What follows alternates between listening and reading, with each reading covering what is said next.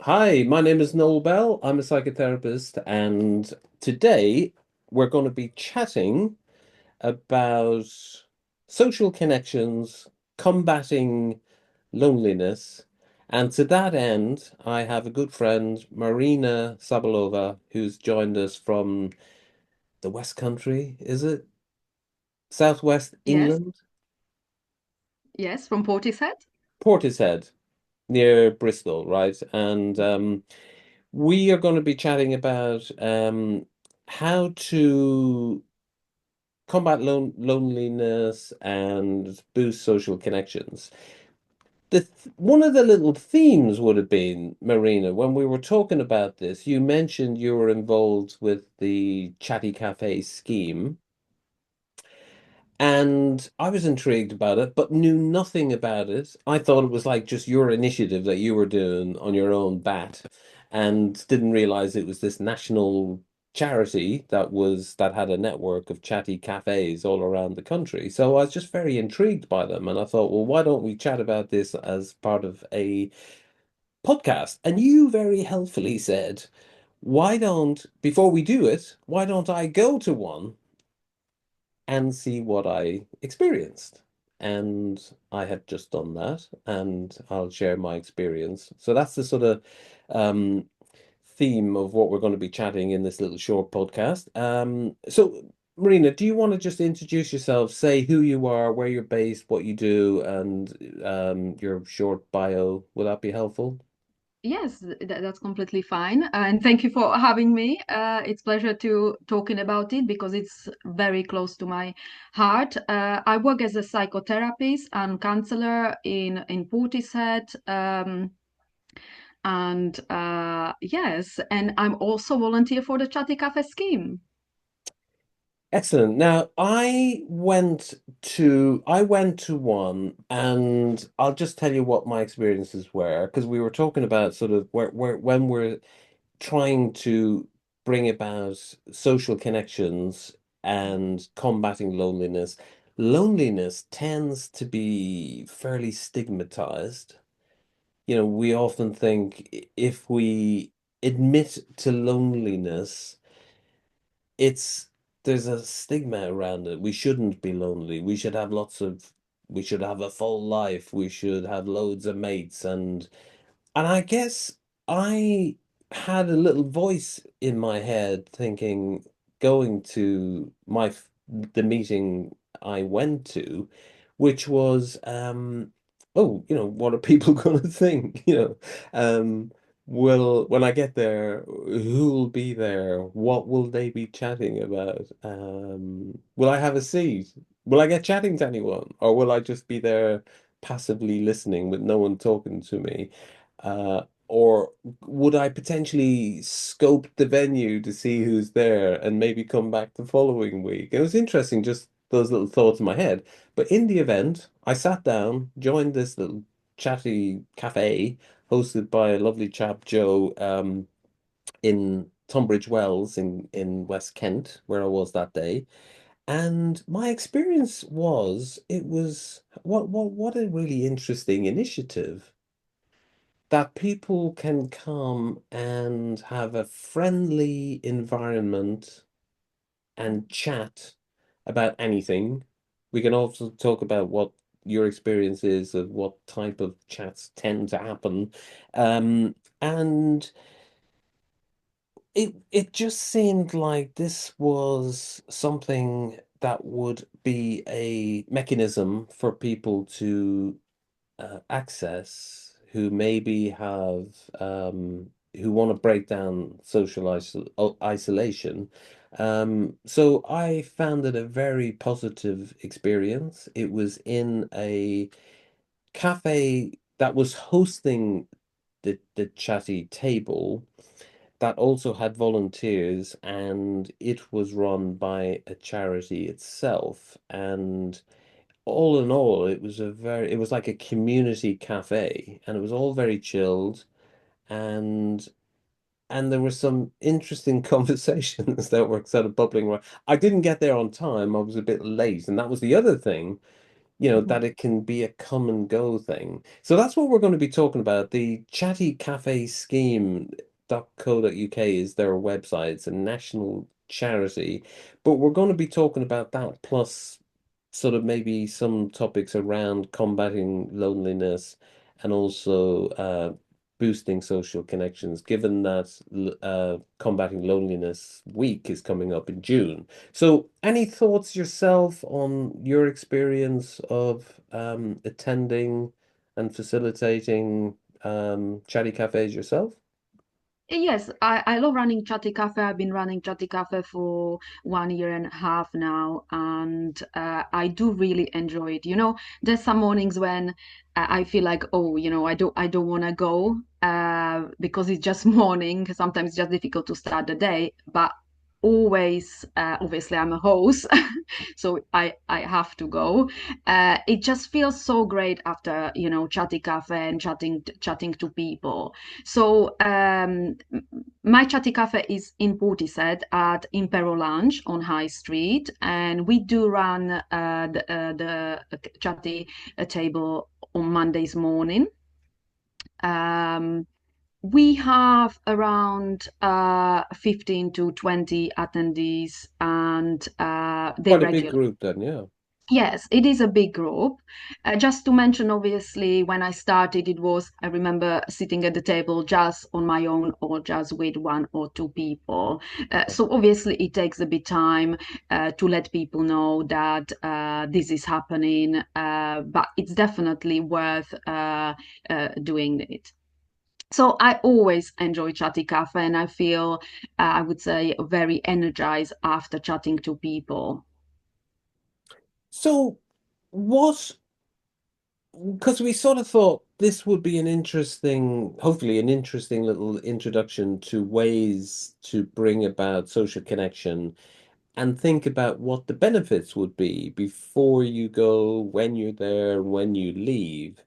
And I maybe experienced some of that because I thought sitting with the sort of slight apprehension about going, who will be there, what will they be discussing, and then meeting some very friendly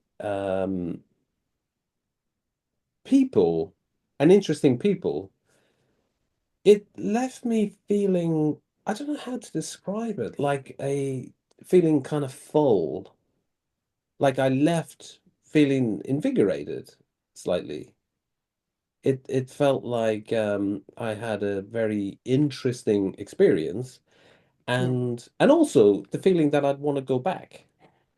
So um what kind of I mean obviously you're facilitating one, but what kind of benefits did you feel like you got from attending a Chatty Yeah. Cafe? Yeah, yeah. So I started the Chatty Cafe because I do work from home, occasionally go to the office. And sometimes it just feels lonely. I felt isolated. And I remember thinking, okay, I could start something. And after I heard about the Chatty Cafe, I believe that's just amazing. Yeah. Um, so what I wanted to, I started that for myself as for others as well, because I'm very much aware as a counselor that there is a lot of isolation, loneliness, and people assume only old people are lonely. Mm. But the research shows that actually it's younger generation. So that kind of feeds, I think, the some of the stigma that if you were to, God forbid, ever admit that you're lonely, that there's a set of presumptions that people will think that's only the remit of older people or people who lack something in their life, that they're not engaging fully. But yet, as we know, loneliness can impact. people at any age, people can have also terrible emotional struggles in their life, whether it's bereavement, whether it's dealing with redundancy, whether it's dealing with people who are ill, or if they're in a caring role for someone who's ill and sick. There can be many challenges, and people can get isolated. And obviously, post-COVID, there's been that greater home-centered focus where now we're kind of back in the opened up economy, and I guess people might be, if people are working, they're potentially working more at from home, right? Yes, yes, and sometimes, we assume something has to be going on in our life, but people can have, great life. They can be in relationship, but they can feel lonely. Right. So the sort of combating loneliness week is coming up in June. It's a yearly Yes, it thing, is every right? year. Yes, it's organized by Marmalade Trust. Right. So what I quite enjoyed, also my experience of attending a cafe, was that a chatty table in the cafe was that seemed to be some signposting going on. There was a representative from the local primary care, the GP had been there, and they were looking to signpost to the chatty cafe.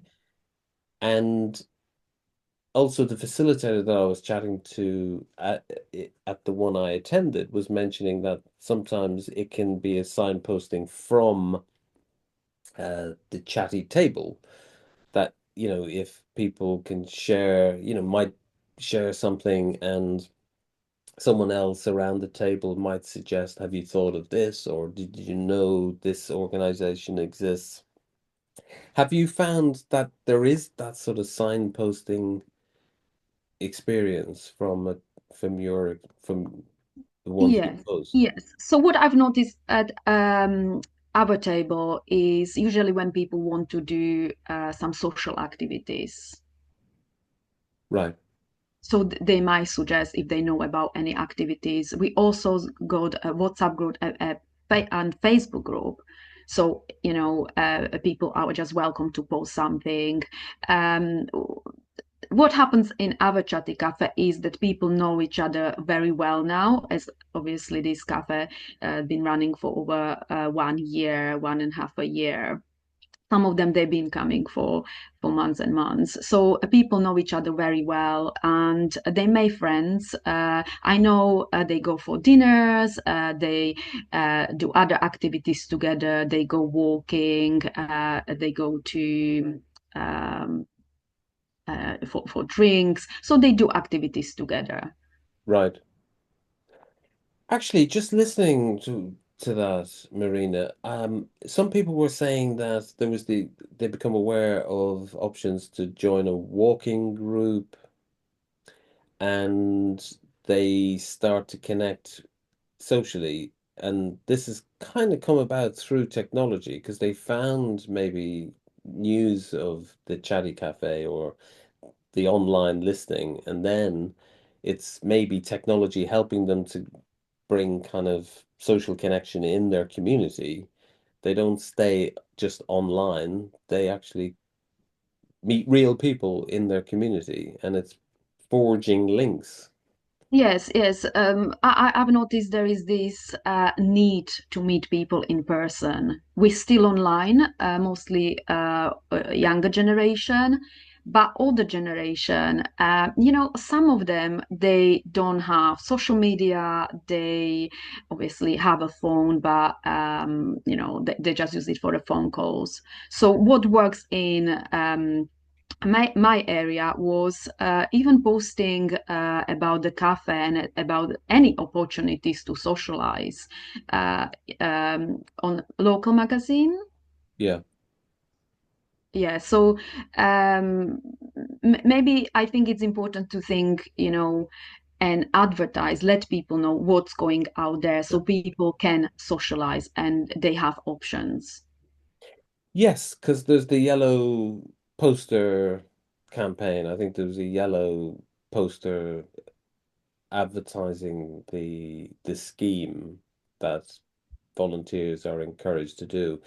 One thing, and I don't know what your experience being a woman would be, there was someone saying that her experience was that she noticed initially that it seemed to be men, exclusively men around the table, and that appeared to be slightly, I don't know, not intimidating.